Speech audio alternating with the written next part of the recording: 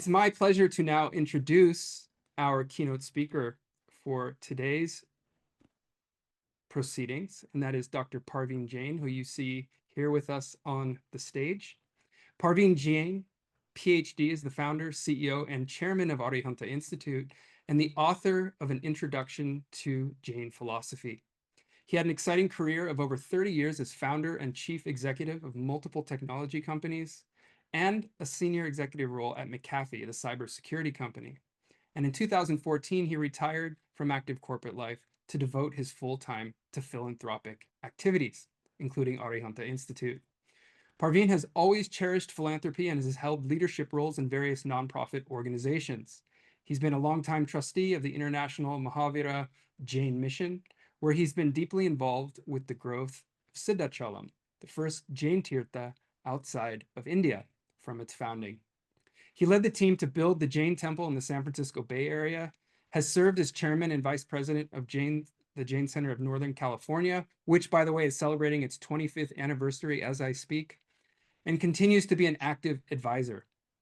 Previously, he was a founding director of the Sunnyvale Hindu Temple, served as a trustee of the American Foundation for the Blind, was a founding team member of the South Asian Heart Center, and served as a founding director of Stanford Center for Asian Health Research and Education. That's Stanford Care.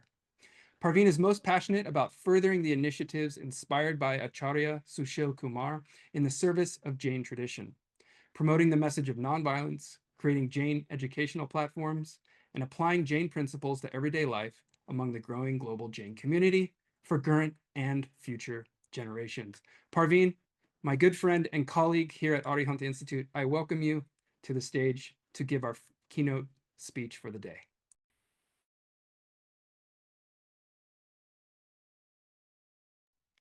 You are muted, Parveen. So I'll rewind myself. Jai Jinendra. Thank you, Chris, for your kind and generous introduction. I'm going to share my slide. First of all, I want to thank Yoga Darshana Yoga Sadhana Conference organization and Yoga Research Institute for working with us and bringing this really illustrious conference on our platform. We look forward to more cooperation and more conferences on our platform going forward. I'm going to take a little bit of time. I know this is all about yoga conference. I just want to bring in a little bit of Jain Yoga, how the Jain Yoga perspective has contributed. And then we will talk about how Arihanta Institute is really formulating its studies to really, in a very formidable way, teach yoga practices, yoga philosophy to the students. If you look at Jain Yoga, the key objectives of Jain Yoga is to build a righteous lifestyle. And that takes us towards the ultimate objective, ultimate goal of achieving moksha. What it involves is build our life with four auspicious bhavanas of Maitri, Pramod, Mithyatva, and Karuna, and translating to compassion, friendship, elation, and neutrality. And then on top of that, we want to eliminate our karma causing impurities. The worst of those are delusional passions, kashayas, krodh, man, maya, lobh, and then eradicate the tendencies that really bother us from spiritual growth perspective, raga and dvesha, attachments and malice, because they're the ones who really cause the kashayas I talked about earlier. And then at the end, we want to really bring our mind to control, to really concentrate on spiritual activities rather than sort of floating around and thinking of various things which don't help us. Finally, we want to see the pure state of the soul by achieving the samyak darshana, samyak jnana, and samyak charitra, the right perception, knowledge, and conduct. And then ultimately move towards the yoga, the moksha.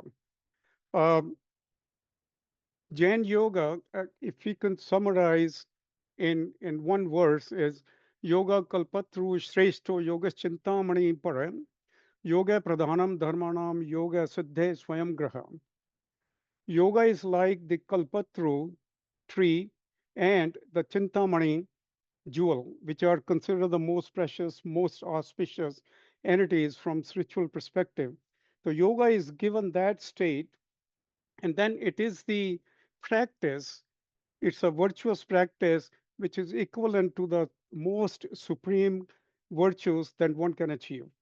So yoga is placed at a very high level in Jain philosophy. And actually, if you look at Mahavir Swami, after he left home, became a monk, he just spent all his life in yoga practice. In 5th century or around that, Ācārya Haribhadra Sūri, he actually put together a structure around the yoga from Jain perspective. He wrote various scriptures. One of those, which is very well known, is Yoga Bindu, uh, which is in some sense considered as the earliest structured definition of yoga practice. I'm going to spend a few minutes on how he defined it. He talked about 5 progressive forms of yoga. The central theme, as I said earlier, is to progress towards the ultimate salvation. That is where we want to reach ultimately. And yoga is the most critical sadhan in that pursuit.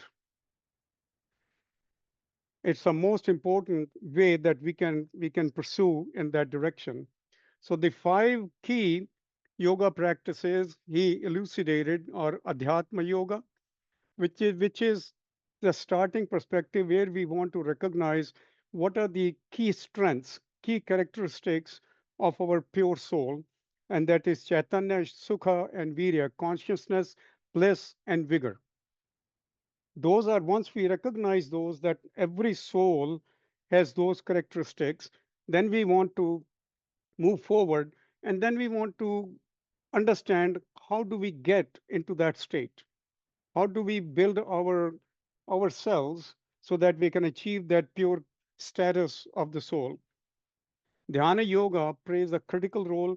The first two are to prepare ourselves to really start practicing dhyana so that we can really start connecting with our soul. So dhyana is that perspective. And samatha is when we get to the stage where we achieve neutrality or equanimity. Then at that stage, good or bad, sukha or dukkha, they don't matter to us anymore. We are totally neutral to all of these activities. Then finally, Vṛtti-saṃkṣaya-yoga, where we get rid of all trepidations in our life, including our mental status, every sort of delusional activities that we are involved in, we get rid of that. And that is a stage where we get very close to the final liberation. So, Dhyana Yoga is given the most prominent place in Jain yoga practice. Okay, as I said earlier, Adhyātma and Bhāvanā-yoga prepare ourselves, and I'll compare that with how sort of it maps on to Ashtanga yoga. But from Dhyāna yoga perspective, there are 4 progressive stages. We start with a stage where in a normal life we are tormented with sorrow and fear and worries and everything that are common to us in a regular life. So we learn how to handle those, how to become more and more neutral to those thoughts. And then the next stage is Raudra Dhyana, which is really sorrowful in the sense that we feel vengeance, hate, anger, and all that, and we want to get out of that stage. So this is a practice where slowly we progress towards eliminating these behavioral uh, traits in our life. Uh, that is when we get into pious meditation, which is really getting into the real thick part of dhyana yoga, where we want to really get closer to our unblemished pure soul. And and really start connecting with it. And that is when we realize what is a real spiritual status of a living life of a soul. We want to get towards that, and we during this process we get closer and closer to the pure form of the soul. And finally, Shukla Dhyan is the ultimate stage where we are really in a state we have captured the purity of the soul, we have applied that to our life, we have eliminated or controlled the four delusional karmas, the kashayas, and we have got over the attachments and malice type of feelings, type of traits in our lifestyle. So that is a stage, and beyond that is where we get into the final stages of getting towards liberation. I mean, this is not something we get to in one life or two lives. It just who knows how many or numerous lifestyles we have to go through this cycle. But human life is the one where we can move in that direction. There is no other life, not even Deva life, that we can really move in that direction. So we got to take best advantage of the human life that we have received. Now, if we compare that, or sort of not compare, but if we want to map that onto Ashtanga Yoga, both from Jain perspective and with Patanjali, which is pretty much similar, it's the nomenclature that is a little different. So Adhyātma and Bhāvanā-yoga is the place where we are preparing ourselves to go towards Dhyāna-yoga. So that includes yamas and niyamas and asanas, pranayam and pratyahara, where we start detaching from the physical body at a spiritual level. I mean, this is scholarly community, so all of you know what is meant behind it. But if you look at in the world, the commercial world just focuses on asanas at that time. The asanas are essentially preparing our body to make it free, to make it bring freedom to our body for all bodily ailments that we suffer, so that we can have a body that can support us in spiritual activities. But at this stage, most of most of people are just stuck on asanas and they don't go beyond that. Some actually get into pranayama, but not too many. And dhyana yoga in ashtanga yoga, dharana and dhyana are covered by dhyana yoga. And finally, samadhi in ashtanga yoga is samatā and Vṛtti-saṃkṣaya-yoga. So that's how we sort of look at how the two sort of structures map onto each other. I mean, and this structure was actually proposed by one of the acharyas about 100 or maybe 150 years ago. After his research and thorough analysis, he thought this is the best way to bring the two systems close to each other. In dhyana yoga practice, I would say in all of yoga practice, mantras play a key role. And all most of the people on this conference know that because mantras create vibrations. Okay, loosely speaking, sound, but sound could be a dhvani, could be non-audible, inaudible, or audible, depending on how you look at it. Essentially, even from scientific definition, sound is a tarang or vibration or pulsation. So mantras create pulsations or vibrations which are very conducive to our spiritual activity. And that is why mantras play a very critical role in our uh, uh, in our spiritual practice, dhyana practice, and all that. So that mantras are probably the vital sadhan to get best results from dhyana practice. But I'm going to show you, we don't have time to get into details, but at least I want to show you a flow chart how mantra practice works with our sukshma sharira or subtle body. When we start, or even when we think of a mantra, there is a urja or energy created at Mooladhara, which translates or transforms into a pulsation. Okay. This is a pulsation, it's inaudible, and by the way, it happens in immeasurable small time. I mean, seconds or microseconds or nanoseconds don't come close to that. So it happens almost instantaneously. And then as this pulsation is formed, energized from the Muladhara, it starts moving up and it starts traversing the other six chakras. It when it gets to when it leaves Muladhara, it's energized by energy, which is replication of what we feel from Prithvi, the earth, a platform which is one of the Panch Bhutas, plays an important role in our spiritual uh, consideration of mantra science. And then it moves up, it reaches Swadhisthana. Swadhisthana is where it replicates the energy of jala or water. And then it moves up towards Manipura, soul plexus, and there it's invigorated by Agni, the fire. And then it gets towards heart chakra, Anahata, and invigorated by Vayu at that stage.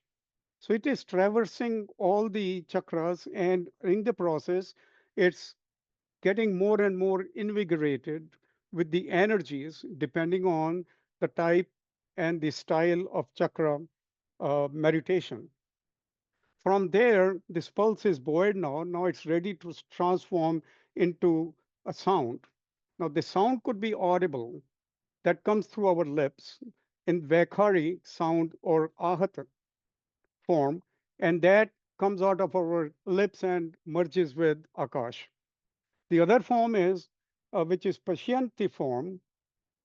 This is the Anahata form, and we have some speakers talking about this form. It moves towards our crown chakra and then leaves our body in a different way. But in the process, it has spiritually invigorated us with energy, which is just amazing, and it takes us towards our objective of the dhyana practice that we are involved in. With all these things, I'm going to switch gear a little bit here. I want to talk about Arihant Institute, but starting with the study of Jain Yoga, the Center for the Study of Jain Yoga. Uh, it's a pioneering, innovative undertaking that Arihant Institute have taken. It involves global scholars and research led by our own Professor Chris Miller, but we are interacting with global scholars and researchers in this field. The objectives are deepen scholarly understanding of Jain Yoga, uh, and it's not to create any sort of uh, uh, controversial, but it's how Jain Yoga has contributed to evolution of overall yoga philosophy, overall yoga practice, and in particularly in contemporary historian influences. Education research, we are offering uh, MA degree, PhD degree concentration in yoga studies through CST, who are our partners for graduate studies. In addition, uh, supplemental to yoga studies, we are bringing in Sanskrit and Gujarati uh, teachings as well. And from the CST institution, their professors are cooperating with us. Particularly, I want to name Venu Mehta, Professor Venu Mehta. She has been working very closely with our faculty on promoting Jain studies. And then we have degree and non-degree education in this field and interdisciplinary methods to explore Jain yoga texts, historical considerations, and evolving interpretations of Jain yoga. As many of you know, Arihant Institute has been around for 3 years, and it has been just very rewarding, gratifying journey, 3 years journey. Very quickly, uh, our mission is to democratize Jain studies, reaching global knowledge seekers who are interested in learning about compassion and nonviolence, how to implement those in their life so they can build a righteous uh, lifestyle. I mean, today's world, as we know, the things are going in wrong direction, and compassion and non-violence teachings could play a huge role in that. And we are seeing it from global students, how they are enjoying these studies. Through our institution, we offer MA degree, and as I said earlier, the degree is offered by CST. We are collaborating with them to provide the content. Uh, and then we have students from multiple disciplines, multiple countries. These are synchronous studies that we offer. Then we have self-paced courses, 4 hours to 20 hours, cover a wide range of subjects.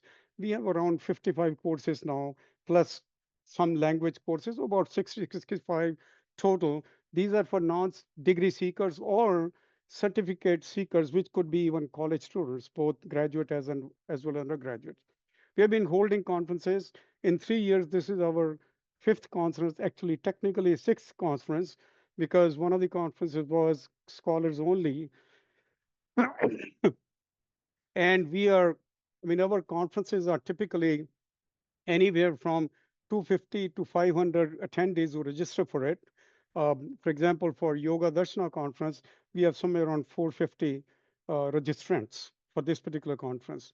And then we have other programs, speaker series, community webinars, conference speaking, all the things that uh, uh, an aggressive faculty would do so that they can reach out to as many people as possible. We have some special initiatives that we have taken over the last few years. Obviously, everything is based on fundamental Jain studies, then vegan studies, compassion studies, Center for the Study of Jain Yoga, as I talked. And all of these initiatives encompass all of the types of teachings that I talked about. While we are reaching global students, we are also reaching global scholars. We want to create a network of global scholars to work with us so that collectively we can present the best critical research, best scholarship, best educational material to whoever is interested in the studies of compassion and nonviolence. As I said earlier, which is very vital in this environment that we are witnessing. To help our students really uh, take our courses in the best possible way, we have started a membership program where you can register for as a member, and then you can have access to all the courses that are available on our platform. Finally, yoga is catalytic and essential sadhana for spiritual growth. I mean, all of us know it. So that is why we are here. And it's important, I think, the challenge to our scholarly community here is how do we take people beyond the asana or pranayama practice? How do we take them towards the real impact of yoga practice, which is getting into dhyan and beyond that? I think that would really bring great value to our community. Jain thinkers have made foundational contributions. There are millennia old texts available on Jain yoga studies, philosophy and practice, real time applications. As I said, Dhyan has been the key objective of Jain yoga. And then we are bringing it through our Jain yoga Center for the Study of Jain Yoga. Just sharing with you one of the comments from one of our students who has taken classical yoga Patanjali course with Professor Chris Miller. I mean, this is the high quality of teachings and research that we are bringing to our students. So that's the end of my presentation. Maybe I've taken a few minutes longer, but Chris Pai, over to you.